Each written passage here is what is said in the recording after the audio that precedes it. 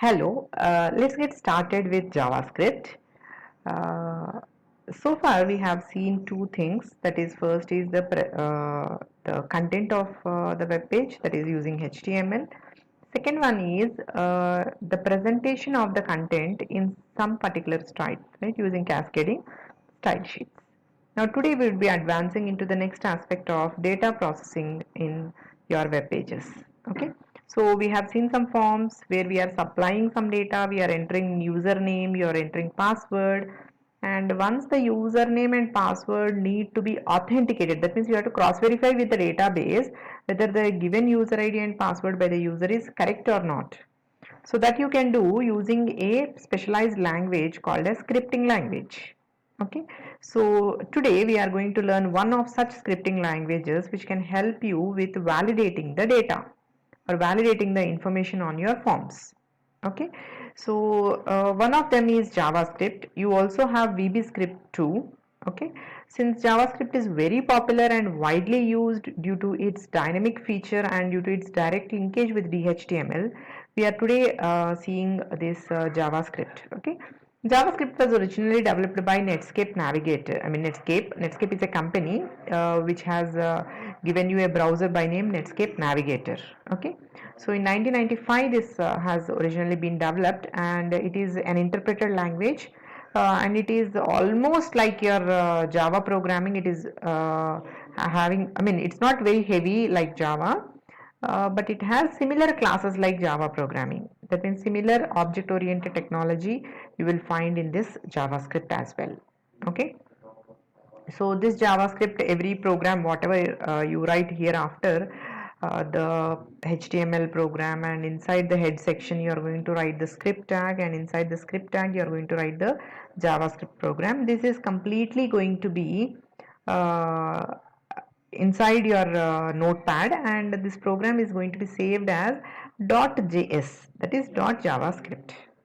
Okay, it's a client side scripting language because you cannot contact or you cannot contain any statements regarding server validation of the data. You can do it only at client level, only at one standalone computer. Okay, so JavaScript has its own limitation as well. So these are some of the advantages and applications. But before that, let's directly and there is absolutely enormous difference between JavaScript and Java, because Java is a programming language which is used to develop standalone applications on desktops, right? But when if you want to give some connectivity to the web page or website, then you require JavaScript. Okay, so this is a sample JavaScript where you have a script tag. Okay, in the script tag you have language is equal to JavaScript and type is equal to text slash JavaScript. Okay, so in this script tag, inside the script tag you have one sentence called as document.write. Okay, and there is one more statement called as alert. Okay, so these statements are going to throw some message on your browser, right? Document.write is just like your printf statement in your C programming. Okay, and this will print directly my first JavaScript code whatever you are writing in your browser window. But whereas alert will give you an alert pop-up window on your screen. Okay, a pop-up window will creep up giving the message. Okay, so the head, I mean the head tag whatever you have, so inside the head tag you can have your script tag, and JavaScript complete program will be written there, and you save the complete program as .js, that is .javascript. And let's now get started with variables. Okay, whatever we are using. So here all the variable names, the same naming rules you are using. You should begin with a letter or underscore character, and they are case sensitive. There should not be any numeric starting character, etc. And this is how you define. Okay, here there is no restriction that you have a separate integer, float, etc.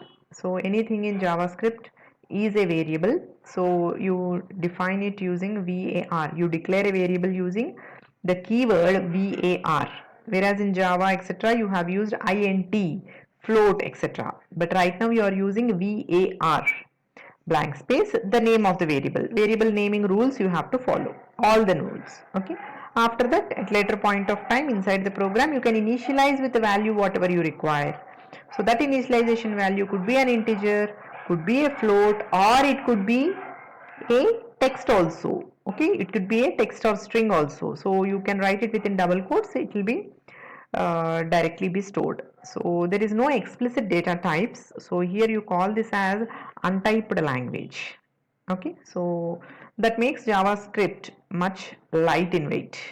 Okay, so locally you can have JavaScript variable being used. Globally also you can use outside any function. Okay, so you can place this script tag inside your head section. Okay, so sometimes you can do it external also. So we will learn it later. How do we do it external? Now in the head section there are you can see this is a complete program, hello world program I can say, and head section I have written directly the script tag, and this script type is equal to text slash javascript, src is equal to the file name .js, and I'm closing the script tag. Okay, I'm closing the head section as well. Okay, now you can see that is a JavaScript variables and JavaScript data types. Okay, these are the types of data that you are storing in each of these JavaScript, each of these variables. So this is how you can store variable var var name is equal to box var var money, and money later on you can do it as float also. Okay, this is one simple initialization. Break or boolean variables are not valid here. Okay, so you can see these are all the reserved words in Java, just like JavaScript, like you have in Java. JavaScript also has some reserved words or keywords we can say. Now there are operators, arithmetic operators are there, comparison, relational, logical, assignment, conditional, ternary operators, all these are very well valid in JavaScript as well. You will enjoy programming in JavaScript after you do a couple of programs. Okay, these are pretty simple and easy, and you will enjoy the moment you see data validation happening inside the web pages. Now according to this addition, subtraction, all these things, you can see that there are all binary operators, right? Addition, subtraction, multiplication, division, modulus, then there are unary operators, increment and decrement. Then comparison operators are also there, equals, not equals, greater than and less than. Okay, then there are logical operators like double ampersand or logical not. Okay, then there are some bitwise operators. Okay, just like your C programming or Java programming, all these things are very well available. Okay, simple assignment statement you can do, shorthand addition operations, subtraction, multiplication, division, all these shorthand operations also you can very well apply. Okay, and there are some ternary operators, like okay, the same ternary operators, the condition you give, if it is true the first statement is executed, if it is false the other statement is executed. That conditional ternary operator is also available. So these are type of operators. And now coming to control statements, don't think it is pretty fast, but these are all a repetition of Java, whatever we have learned earlier. So now the control statements are if else statements, then there are switch case statements, then there are while loops, then there are do while loops and for loops. Okay, so the the syntaxes are pretty much similar. There is no difference at all from your Java. Okay, all the syntaxes are equal, like you have simple if statement, if else statement. Okay, then you have this alert dialog boxes, window.alert. Okay, then you also have functions in Java. Okay, so just like you have your normal functions in your Java programming. Okay, so just like that you should write the keyword called as function followed by name of the function, and then followed by a set of parentheses, and towards the right side you can see there is an function, right? Curly brace, set of curly braces, everything inside the script tag. Like this you can write one function, and this function can be invoked outside the JavaScript directly from the form. Okay, so on click event you can write, and whenever you click on the button this function can be invoked. That is how you perform form validation. Okay, so that is what is meant by event handling. So I will explain you with an example of how do we perform this event handling. Okay, I'll show you some examples on submit button, on submit event, etc. There is on mouse over, on mouse out. These are the famous events. These are list of all the events. Okay, so we will see one example each in the next lecture. Okay, so there are dialog boxes, confirmation, prompt. Even your input is very simple and very easy in JavaScript. There are prompt dialog boxes where you can say directly window.prompt and give your scanf state, just like scanf statement. Okay, then alert dialog boxes are there.